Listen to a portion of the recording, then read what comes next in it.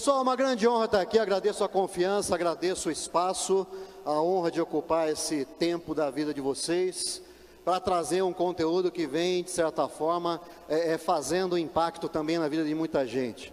Eu atualmente trabalho com educação também, mas eu trabalho, vamos chamar assim, no 4º grau da educação, né? Eu trabalho na educação corporativa.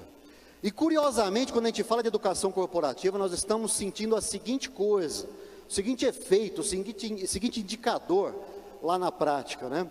Que mostra justamente um pouco desse déficit de educação que foi extremamente abordado aqui.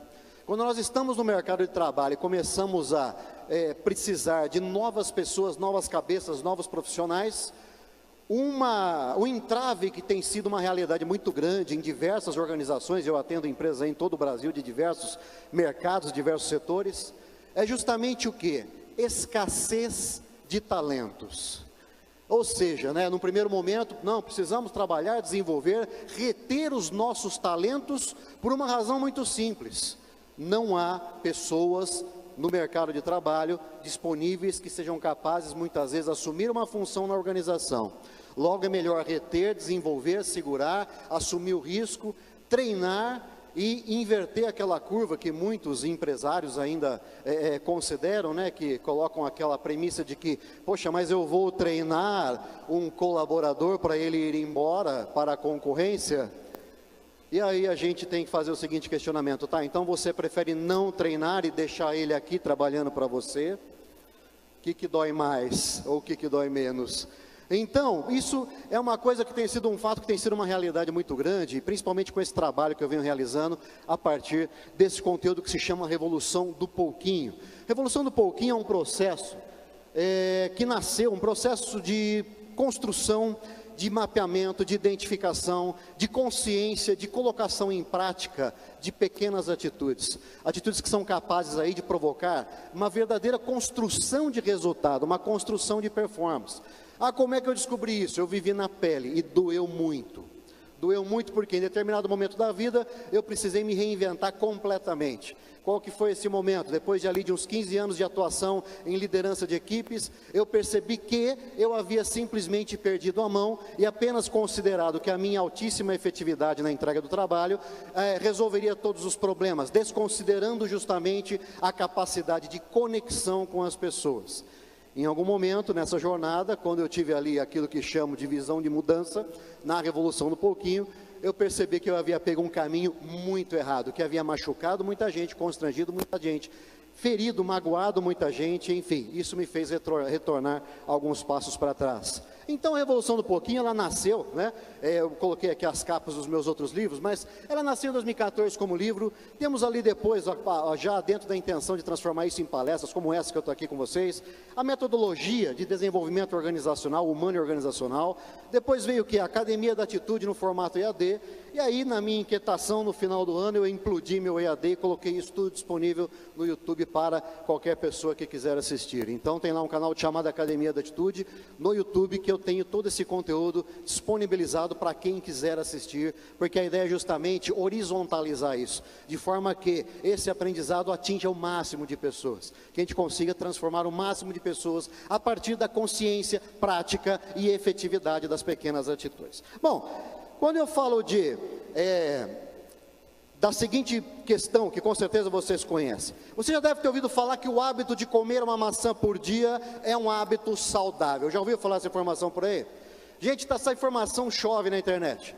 Vai lá no Google, joga na internet assim que você sair daqui, comer uma maçã por dia, aí você vai chegar numa série de informações, muitas delas com embasamento científico.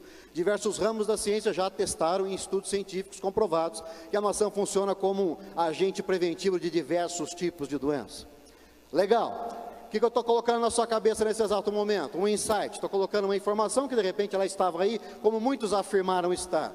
De repente você está ouvindo isso pela primeira vez, não importa, essa informação está instalando na sua cabeça. E de repente você sai aqui do evento disposto a assumir essa, vamos chamar assim, dieta da maçã. Você vai sair daqui, vai passar no supermercado, que esteja aí aberto 24 horas, vai comprar 1 quilo de maçã.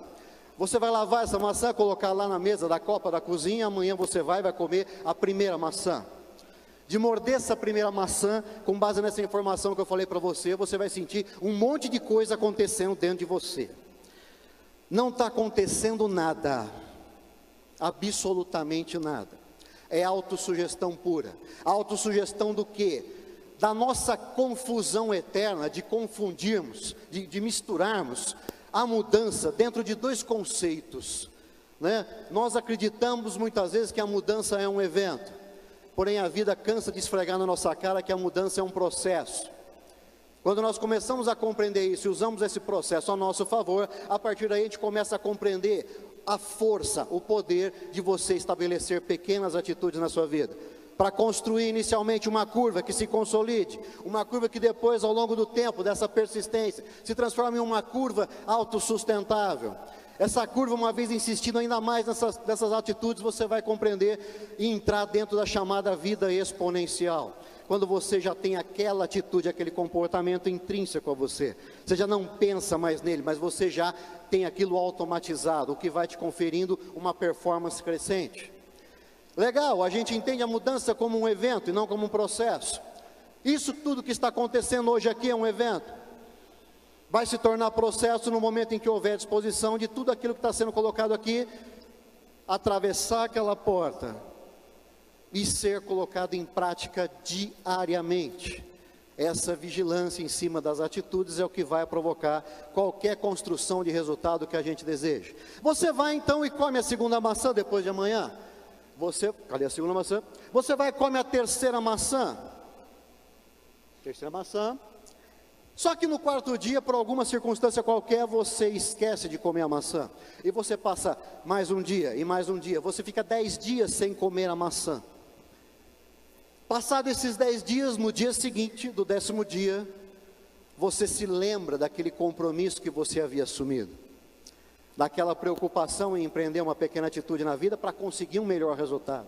E aí você pensa, caramba, eu deixei de comer a maçã durante 10 dias.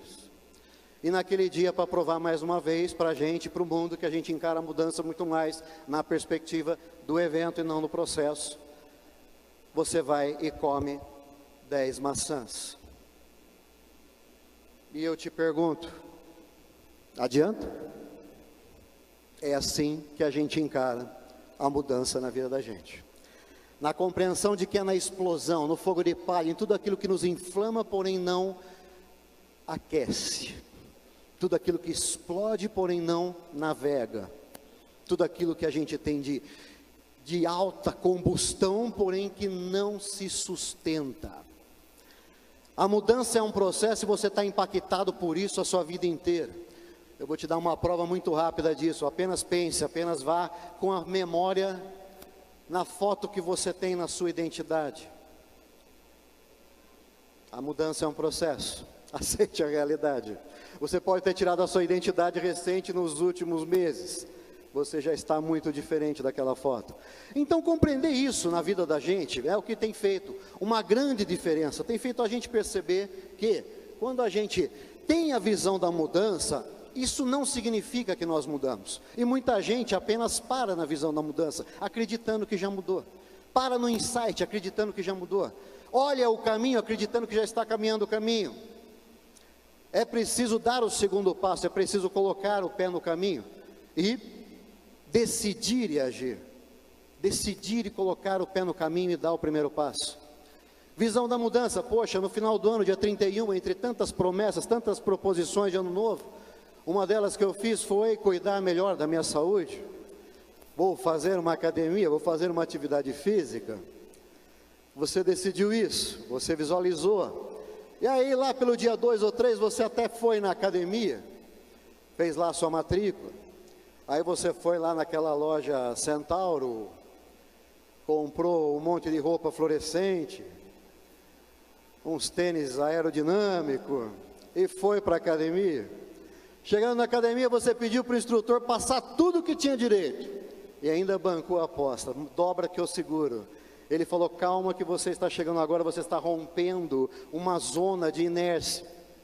Não, manda que esse é o meu ano. E foi. E ao longo daquela primeira aula você tinha a nítida impressão que você estava ficando forte. Na verdade você estava ficando inflamado. Você pagou um preço caro por entender a mudança na perspectiva do evento e não do processo. E aí entra o quê? Aquilo que é a curva escorregadia de todo e qualquer processo de mudança que a gente queira empreender na vida, que diz respeito ao compromisso da continuidade. É aqui que reside o sucesso ou fracasso de qualquer projeto de mudança que você queira empreender na vida. Você visualiza a mudança, você olha o caminho, você decide, age, coloca o pé no caminho e dá o primeiro passo. Porém, o caminho se constrói caminhando. O caminho se constrói caminhando. E chegar nessa conclusão de uma forma muito dolorosa, que me fez retroagir muitos anos na minha vida profissional, ao ponto de me compreender, de me conhecer, de entender aonde eu estava errando, e de colocar todo um panorama de estudo, de vivência, de prática, de catalogação dessas atitudes, que viriam a se transformar depois no original do livro, e hoje é uma metodologia de educação corporativa, foi o exercício que literalmente eu posso dizer, me salvou de mim mesmo, porque a partir dali a vida começou a ganhar uma performance diferente, mais consciente. E todo o processo de desenvolvimento começa na autoconsciência. Não queira desenvolver alguém que não tem consciência, mas para isso o nosso papel de educador entra numa questão fundamental: ajudar a despertar a consciência, ajudar a fazer o cidadão, o aluno que está ali, se situar no mundo de hoje, entender em que contexto que ele está vivendo. E aí nós entramos em alguns dos pouquinhos aqui que eu vou mostrar para vocês. Literalmente, o compromisso da continuidade, ele transita dentro daqueles pilares, dentro daquelas dimensões de desenvolvimento integral, que podemos naturalmente identificar diretamente com aquilo que já foi falado aqui: a intelectual, a profissional, a emocional e a espiritual. A consistência nessas pequenas atitudes, dentro desses 4 universos, é o que vai fazer a gente construir um resultado, volto a dizer, que se consolide, que se torne sustentável e naturalmente crie uma exponencialidade. Com base nisso, nós chegamos na seguinte equação: a sua revolução ou os seus resultados estão nessa ordem. O quanto de atitude você coloca sobre o seu tempo, o quanto de atitude você coloca nessa fração de tempo, que tem que ser uma fração cada vez mais reduzida para que possa justamente ser monitorado. Porque se você torna essa fração de tempo um tempo muito extenso, um intervalo muito longo, você abre margem para a chamada complacência, você relaxa. Você vai na academia um dia e volta depois de 15 dias. Você come a maçã um dia, depois no outro dia você quer comer 10 porque ficou 10 dias sem comer a maçã. E eu não preciso nem dizer qual que vai ser o resultado disso. 0, não vai haver resultado. Quando nós absorvemos aí a consciência disso, resultados estão relacionados aí à nossa atitude sobre o nosso tempo, a gente entra naquela chamada curva exponencial que já colocamos aqui. Portanto, a gente tem que compreender quais pouquinhos que a gente precisa colocar em prática para podermos libertarmos-nos, daquele movimento de ruptura, porque tudo aquilo que você monitora dentro de algo que é alcançável, que é mensurável, que é atingível, desde que haja disciplina para a observância disso, é ali que está a construção de resultados. Uma estrutura como é dessa universidade não caiu do jeito que você encontrou hoje do céu. Há uma construção, há muitos pouquinhos, há muitas maçãs comidas ao longo de tanto tempo, há muitas atitudes que foram tomadas, muitas decisões muitas vezes dolorosas, nós sabemos disso, decisões que não são difíceis de tomar, né, professor? Então, mas imagina o quanto de coragem, o quanto de obstinação para poder transformar aquilo que não é novidade para vocês, aquilo que um dia foi um lixão, em um centro de desenvolvimento humano. Um centro onde você não vai apenas formar estudantes, onde você vai formar profissionais, mas onde você vai transformar pessoas. Essa consciência é o que faz a diferença entre aquele educador que hoje está protagonizando para valer, se conectando com o mundo real, sem perder o lastro na sua história, e a partir daí construindo uma aula muito mais conectiva, uma aula onde se torna um parceiro do aluno, e não mais aquele conteúdo top-down, aquela coisa despejada, o pacote de conteúdo que é despejado, seja escrito na lousa, seja na recomendação de leitura, sem qualquer contextualização ou aderência com a realidade. Eu me sinto muito confortável em falar isso, estava até um pouco receoso, mas na hora que apareceram os resultados da comissão, eu vi que realmente a coisa faz um tanto de sentido, tenho muita convergência com isso. Falando então do primeiro pouquinho, que é o pouquinho do coração, como nós vimos ali. Coração diz respeito àquela dimensão emocional do nosso protagonismo, do nosso ser integral. Coração, de certa forma, quando você tem mais coração presente naquilo que você faz, você começa a entender, na prática, que tipo de movimento permeou a vida daquelas figuras de liderança, figuras de inspiração, figuras de transição que nós temos nas nossas vidas, que nos fazem referendarmos os valores que elas representam. Figuras que você se lembra ao longo do seu dia, diversas vezes, em movimentos muito rápidos de consciência. Por quê? Porque você identifica-se com os valores delas. E quando você faz esse movimento de lembrança, o que você está fazendo? Nada além do que consultar os valores que essas pessoas representam para você.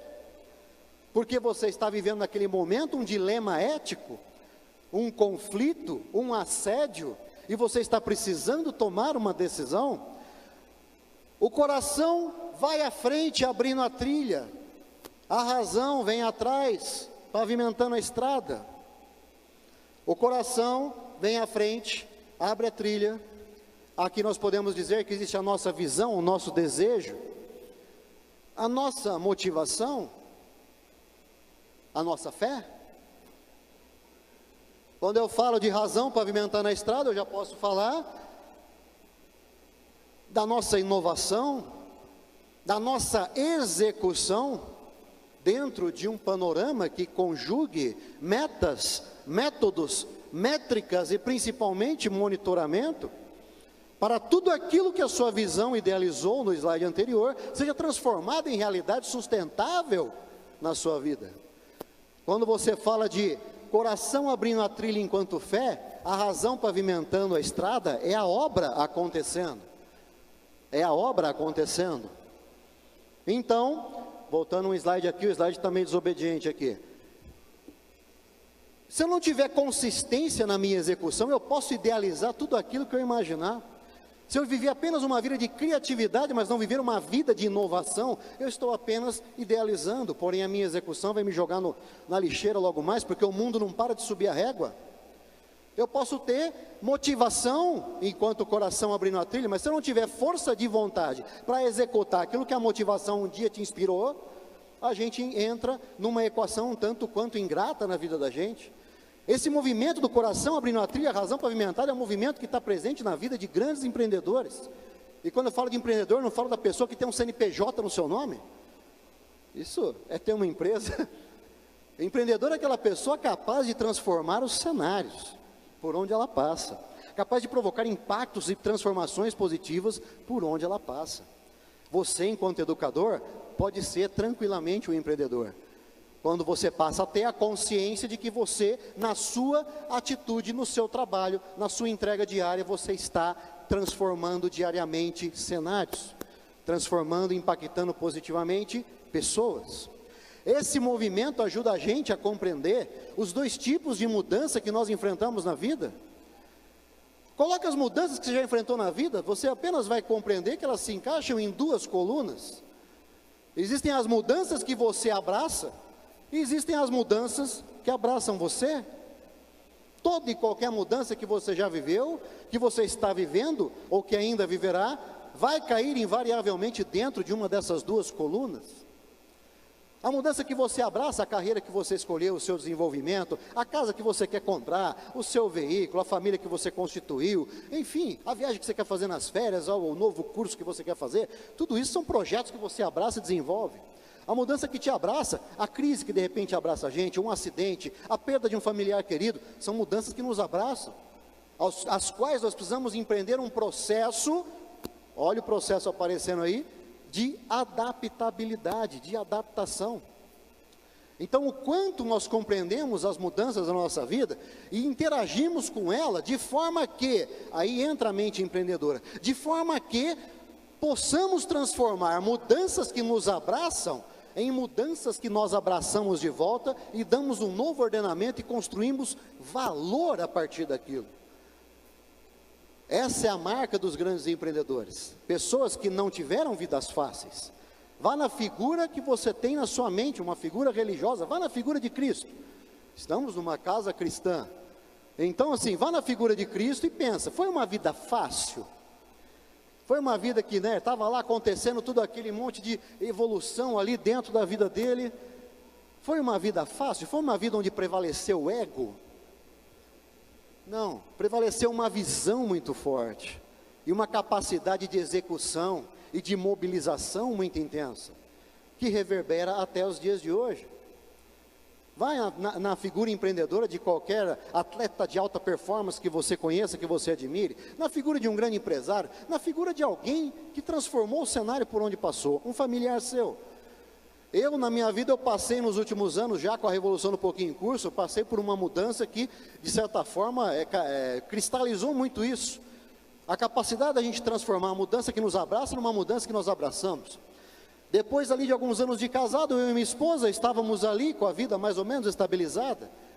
Estava tudo tranquilo, já havíamos viajado, a carreira estava estável, o carro estava na garagem, a casa estava reformada, já vimos algumas viagens aí no portfólio. Então chegamos à conclusão que queríamos ter um filho. Legal. Nessa hora o coração abre a trilha. Aí tem que vir o quê? A razão pavimentando a estrada. Tem que ter meta, tem que ter métrica, tem que ter monitoramento, tem que ter execução, senão a coisa não acontece.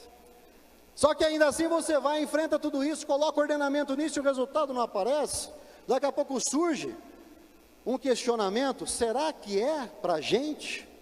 E vamos procurar a ciência para comprovar, chega a ciência e dá a resposta decisiva, olha, biologicamente falando, vocês, não vai acontecer nada, é zero de chance, não vou nem alimentar a expectativa, é zero de chance, então a vida vai ter que seguir por outro rumo. Poxa, mas o coração já tinha aqui aberto a trilha, o que eu faço agora?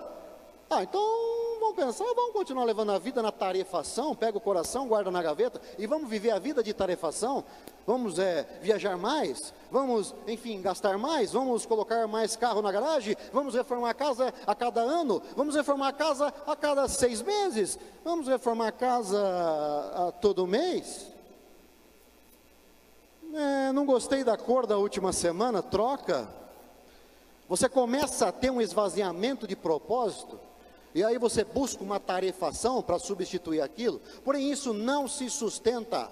Da mesma forma, quando nós estamos pura e simplesmente tarefando no trabalho, isso não se sustenta. Isso decorre uma perda de propósito, um esvaziamento de significado, e a gente entra naqueles momentos em que a vida se arrasta, onde nós puxamos corrente para todo lado, e entramos no automatismo do trabalho, bate o cartão, vai, aperta o parafuso, fecha o envelope, fecha a gaveta e vai embora. E aí, o quanto que a gente já não pisou nessa lama, o quanto que nós já não pisamos nesse lodo, então percebemos que não seria para a gente aquilo, e sossegamos, porém entrou nesse automatismo, perdeu vigor, perdeu tudo, até o dia que a minha esposa resolveu quebrar um silêncio, que já estava se tornando rotina em casa. Ela chegou, quebrando o silêncio, falando assim, olha, eu estava aqui pensando, abre um parêntese aqui, meninos, quando sua esposa, sua namorada, chegar para você e falar que está pensando, velho, já está tudo no Excel, tá?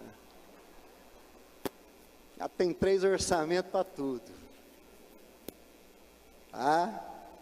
Eu estava aqui pensando, e a gente com filhos biológicos não vai ser uma realidade para a gente, não vai?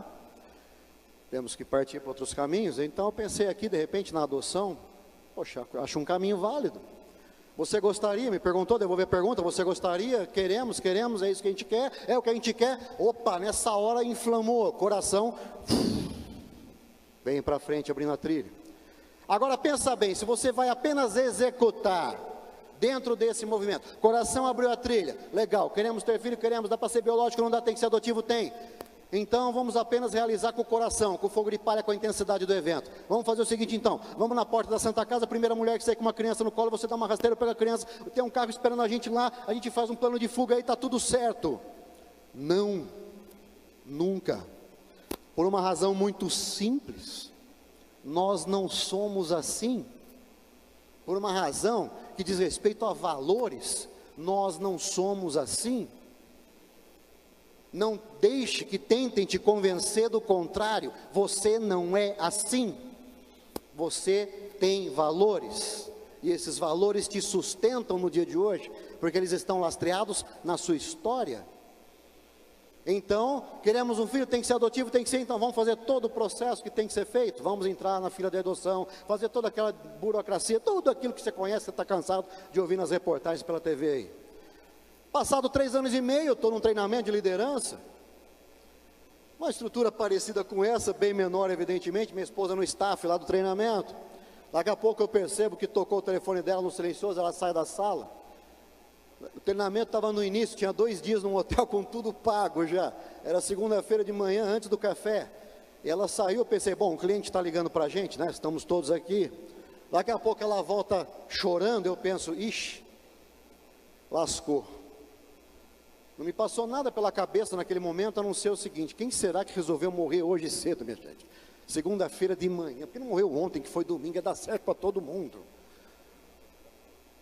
tudo pago, o que eu vou falar para essa galera aqui, que vai ter que ir embora, vou ter que cancelar treinamento, vou ter que ir embora, cabeça fritando, um monte de minhoca na cabeça, daqui a pouco dá um intervalo, Silvana, o que aconteceu? Ligaram do fórum, e eu acho que a nossa filha chegou, e a nossa filha realmente havia chegado, desde então a gente, bom, a gente teve um dia para arrumar um quarto, é mais ou menos assim que funciona, e desde então a gente vem lidando, né, coincidentemente, hoje completa 5 anos da chegada, 4 anos da chegada da Maria Vitória, que são esses pares de olhos aí que vem nos filmando, colocando a vida numa nova perspectiva. Você começa a descobrir lugares da sua casa que você não imaginava existir. Chão é um deles. Você sabia que tem chão na sua casa? Você só vai saber quando você tiver filho. Só quando você tiver filho você vai conhecer o chão da sua casa. Bom, a vida ganha dinamismo, ganha velocidade, ganha intensidade, ganha cor, ganha profundidade, e você começa a perceber uma construção de propósito, porque a partir dali você vai começar a influenciar uma pessoa, e o que nós fazemos enquanto educadores, se não influenciar pessoas, liderar pessoas. Maria Vitória vem crescendo, vem revelando seus talentos, e como todo ser em transformação, também vem revelando aquela indisciplinazinha que faz parte do negócio, e a gente precisa dar um ordenamento, óbvio, porque é um ser em transformação. Ou você acha que você nasceu disciplinado? Ou você acha que ainda hoje você não dá dor de cabeça para sua mãe, caso ela esteja ainda viva por aí? Você acha que ainda não perde o sono? A minha mãe tem 80 anos, eu estou em 45, eu sei que ela perde o sono quando eu estou viajando. Por quê? Porque é aquela responsabilidade que nós assumimos em transformar pessoas. Não preciso nem dizer que Maria Vitória assumiu o poder em casa, né? Ela está na ponta da mesa. E o bacana dessa história qual que é? Quando você tem a perspectiva de sair para transformar, para influenciar pessoas, seja tendo um filho, seja liderando uma equipe, seja conduzindo uma turma de gente ali que está se transformando em profissionais, em seres humanos melhores, a gente tem a seguinte perspectiva, né? Oh, essa galera vai ficar a minha cara, né? Meu amigo, minha amiga, isso é uma meia verdade, tá? Isso é uma meia verdade, e eu te pergunto aqui, o quanto que você já se permitiu também aprender com essas pessoas que hoje você compartilha um tempo dentro de sala de aula? O quanto desde o início da sua jornada acadêmica como docente, você já se percebeu em transformação, aberto a todas essas transformações que o mundo carrega e que esses jovens trazem muitas vezes para a gente, num nível de conhecimento até maior do que o nosso, num formato de pensamento diferente do nosso, no qual nós precisamos construir uma coisa chamada convergência. Porque senão o risco de ficarmos para trás é um risco muito grande. O risco de nos tornarmos profissionais obsoletos, como foi muito bem colocado aqui, é um risco eminente. Logo, sim, nós temos que trabalhar para construir uma mentalidade nova, para fortalecer uma mentalidade nova, indo além do papel de apresentador da informação, mas também funcionando como curador dessa informação, ajudando essas pessoas, que às vezes estão em níveis de maturidade menores, a transitarem dentro de todo esse oceano de informação que nós temos. Então, a partir daqui a gente entra no nosso segundo pouquinho, que é um pouquinho mais do propósito, que diz respeito ao quê? A dimensão profissional do nosso protagonismo. Quando eu olho para a sala da minha história, eu encontro uma série de fatos ali dentro, coisas positivas, coisas negativas, coisas das quais eu me orgulho, coisas das quais eu me envergonho, bons resultados, maus resultados, dores, alegria, tudo está ali dentro da sala da minha história, mas eu não posso manter essa porta fechada, porque isso, no dia de hoje, ajuda a explicar quem eu sou, o que me trouxe até aqui. Então a porta da história precisa ficar mantida aberta. Quando eu olho para a porta da história também eu encontro ali aquelas figuras de transição que me inspiram, que me configuram em valores na minha vida. Meus pais, minha família, minha educação, professores, educadores, enfim, lideranças, figuras que eu admiro, mas que transmutam valores para mim.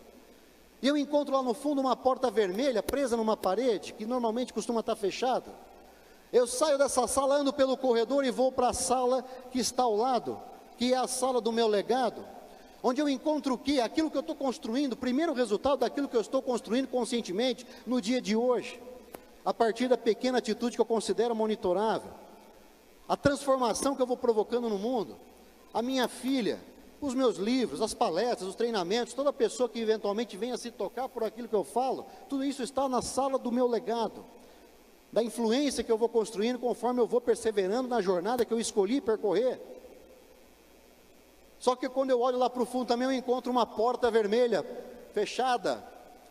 Essa porta que liga a nossa sala da história com a sala do nosso legado, é aquilo que podemos chamar de porta do propósito. E o problema é que ao longo da vida, conforme a gente vai crescendo, a gente vai ficando meio cabeça dura.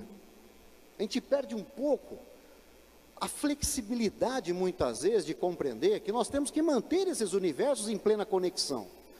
A gente, em nome de uma racionalidade muito exacerbada, nós vamos matando e vamos trancando, quando não vamos aí, literalmente, emparedando essa porta que conversa, que conecta a nossa história com o nosso legado.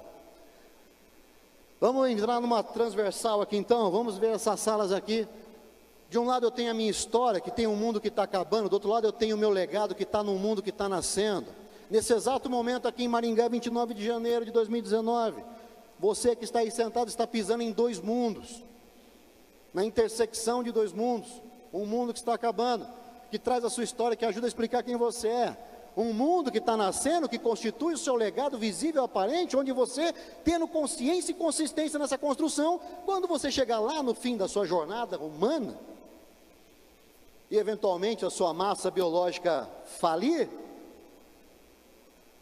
as palavras que serão proferidas dizem respeito a essa construção consciente do seu legado. E a gente pode colocar um pouco de palavra na boca dessa galera, assumindo essa consciência agora, assumindo a consciência de que impacto positivo eu gero na vida de alguém no dia de hoje, seja meu aluno, seja um colega de trabalho, seja o professor da sala ao lado, seja uma pessoa que eu nem conheço, mas que impacto positivo eu gero na vida dessa pessoa. Quando eu trabalho um pouco mais nessa porta aqui, eu percebo que tem ali algumas questões existenciais que assombram a humanidade desde sempre, e vai continuar assombrando. De onde eu vim? Para onde eu vou? Quando eu trago essas portas, essa sala para o mundo corporativo, eu encontro outras questões. A minha história contém os meus valores, o meu legado contém a minha visão. A porta, o propósito propriamente dito, é a missão que eu assumi de transformação no mundo. Quando eu trago isso para 3 perguntas, eu tenho aqui o porquê, o para quê e o porquê. Porquê explica quem eu sou. Para quê? O que diferença eu estou fazendo no mundo? Por quem? Que impacto eu estou gerando?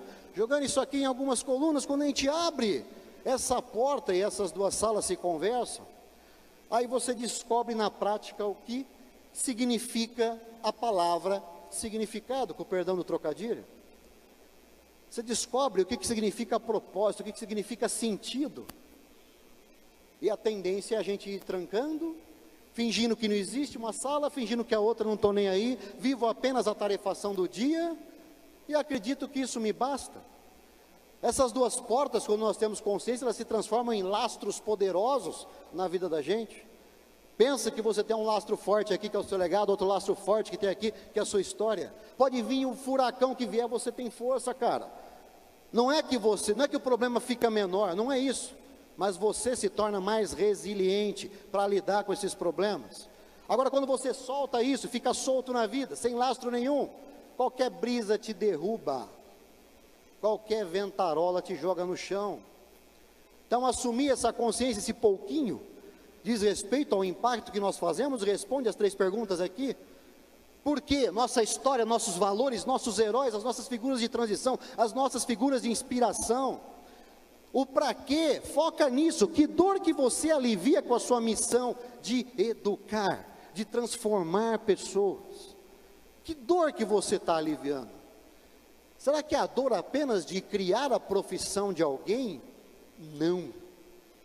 Isso pode ser uma parte do negócio, uma parte do processo. A transformação é algo muito mais profundo. A profissão pode estar fazendo parte desse processo, mas a transformação é algo muito mais profundo. Todos aqui, enquanto educadores, passaram pelo primeiro movimento de uma formação acadêmica, pela sua primeira graduação, e você sabe a transformação que ocorreu em você naquele momento. Você pode vir a ter feito uma segunda graduação, não foi a mesma coisa em termos de transformação. Ali na primeira você viveu o sentido de universidade, de explorar o universo, de se conectar com esse universo, de se transformar num astronauta de si próprio.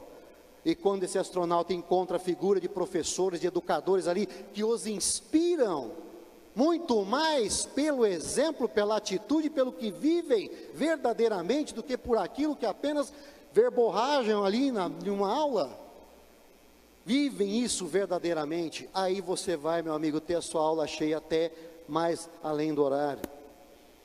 Quando existe essa conexão, quando ela é mais profunda, quando ela é além da superficialidade da matéria, que ao longo do tempo também vai, em algumas especificamente vão se transformando bastante, conforme vai mudando tecnologia, vai mudando o macroambiente, vai mudando tudo aquilo que não para de fazer a régua de exigência do mundo lá fora subir cada vez mais.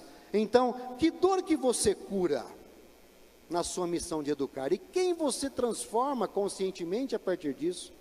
Quem são os beneficiados por essa decisão que um dia você tomou? Começando por você. Começando por você, porque você também precisa se sentir beneficiado.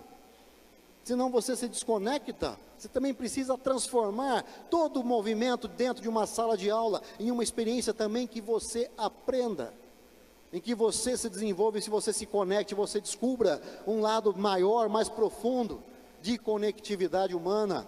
Logo, a gente precisa pensar em 2 premissas aqui, nessa batalha da influência, nesse mundo de alta complexidade que a gente está vivendo. Quem que vence essa batalha? Quem consegue simplificar esse mundo. Quem consegue simplificar, e aí está a simplificação, interpretar esse mundo e os fatos que estão acontecendo nele. Trazer isso, transformar em informação. Transformar isso em informação. Vocês acabaram de ver isso em outras palavras aqui na explanação do professor. Conectá-la ao contexto do aluno, construir a aderência daquilo que se coloca em sala de aula no contexto daquele aluno, para que ele perceba a importância de tudo aquilo que está sendo colocado para ele. Ter tecnologia como aliada, não como inimigo. Eu vejo, infelizmente, muita gente ainda combatendo tecnologia, como combate-se aí coisas piores. Vejo o pessoal num saudosismo, muitas vezes, que assusta. Eu vejo pessoas assim, pô, rede social é uma coisa louca, né? Mas vocês com certeza já viram isso no Facebook, em outras redes aí. Pensa bem se você já não viu isso. Você está lá navegando, daqui a pouco aparece a foto de um peão. Todo mundo sabe o que é um peão, certo? Peão é um pedaço de pau torneado com prego dentro, com barbante sem rola em volta. Você joga e fica olhando girar até cair. Identificaram, né? Aí eu vejo a pessoa falando assim: isso que era infância? Velho, era o que tinha. Era o que tinha. Vamos negar? Não, isso tem que estar na sala da nossa história, porque ajuda a explicar quem nós somos hoje. Ajuda a explicar quem nós somos hoje. Me desse um iPhone nos meus 5 anos, você ia ver o estrago que eu ia fazer nesse mundo, meu amigo. Mas eu só tinha um piano. Logo, querer, muitas vezes, transformar experiências que nós vivemos, que estão na nossa história, e converter, subjugar os novos, os que estão vindo aí por essas experiências, vai ser um tiro no pé em alguns momentos. Vai ser um tiro no pé em alguns momentos. Eu vejo muita gente também, né, tem agora um saudosismo, né, o pessoal agora resolveu comprar novamente vitrola. Você sabe o que é vitrola. Não precisa fazer analogia aqui, né? Não precisa explicar cientificamente o que é uma vitrola aqui, né?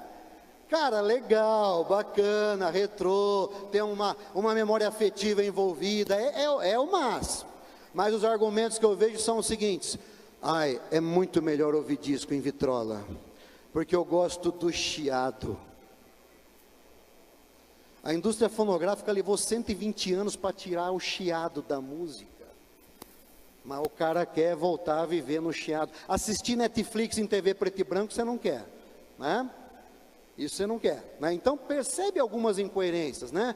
Quando a gente transforma questões que foram tecnologias válidas, porém foram atualizadas, existem movimentos de muito maior performance, o quanto nós estamos abertos a essa performance e colocá-las na vida da gente, transformando-as em aliadas.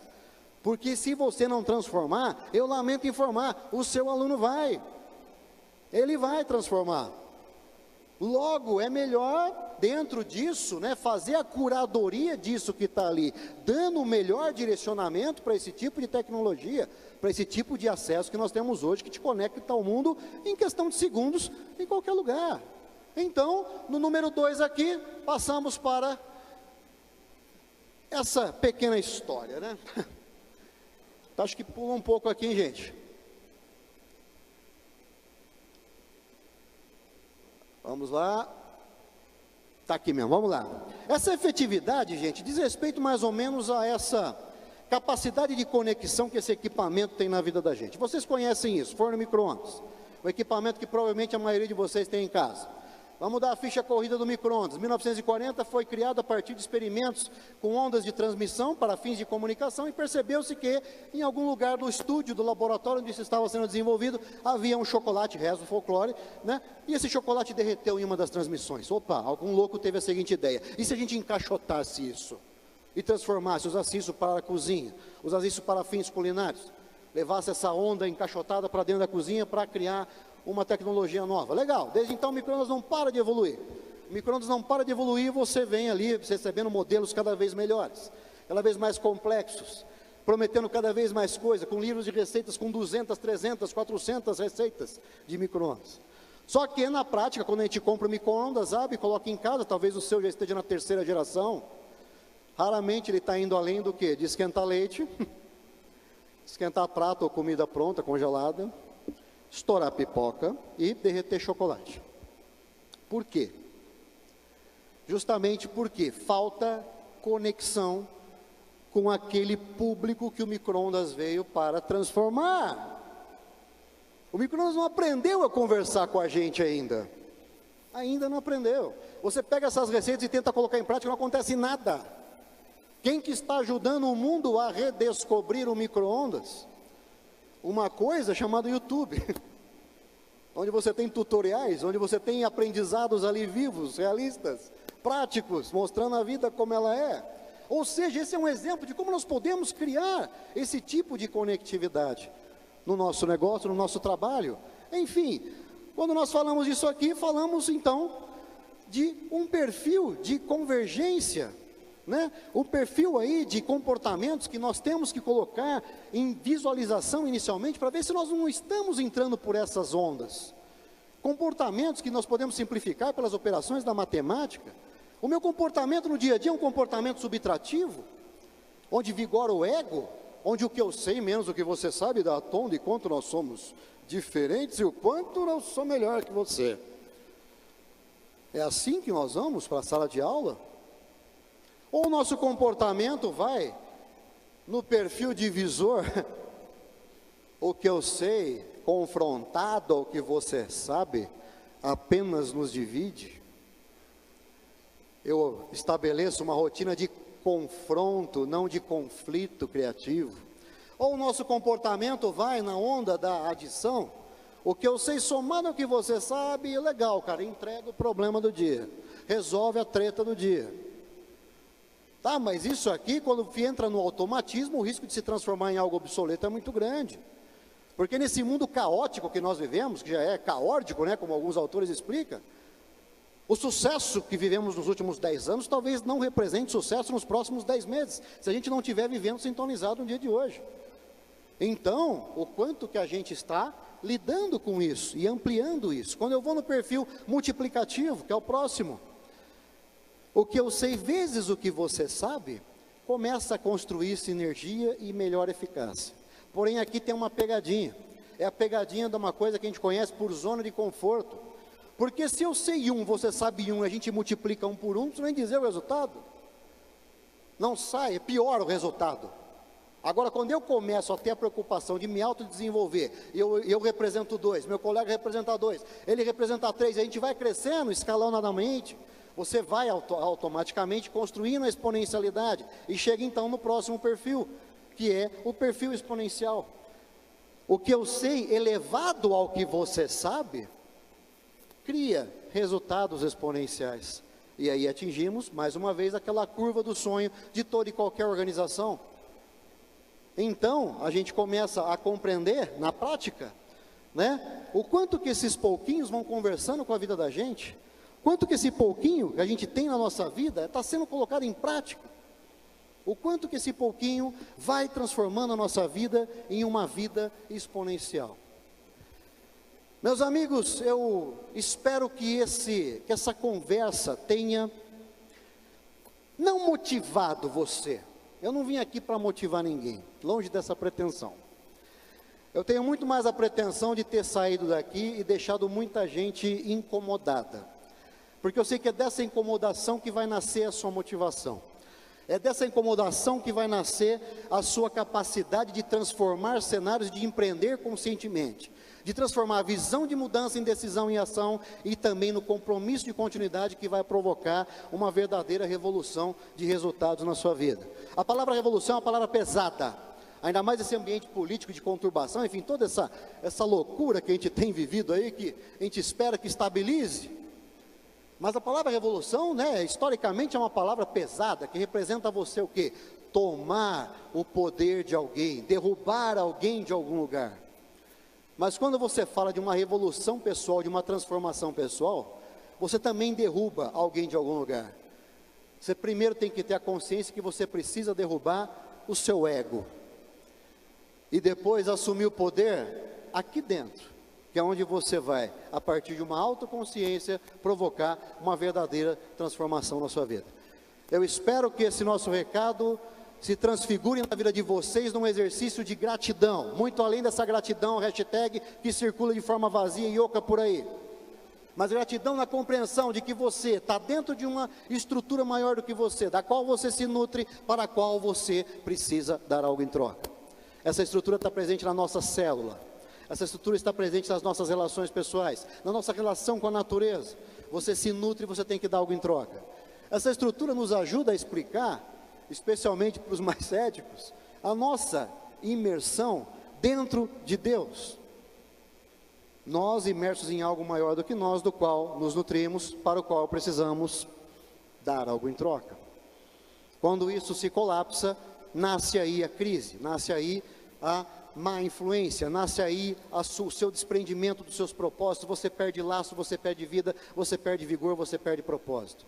E a gente está aqui justamente para trabalhar no sentido de não perder nunca isso, mas não só também preservar, mas colocar isso numa curva de crescimento consciente, consistente e de resultados efetivos na sua vida. Minha gratidão de coração, que vocês tenham um 2019 fantástico, de construção, de realização, e que façam uma grande diferença nesse mundo. A gente tende a falar que vivemos uma crise econômica, mentira! Vivemos o efeito econômico de uma crise de liderança, que tem lastro numa crise de valores, que por sua vez tem lastro, escavando um pouco mais forte, em uma crise de educação. E para isso, nós já tivemos bastante falas aqui relacionadas a esse assunto. Logo, nós somos o agente de transformação dessa crise. Valeu! Parabéns, professor. Vou pedir para entregar o presente para o senhor.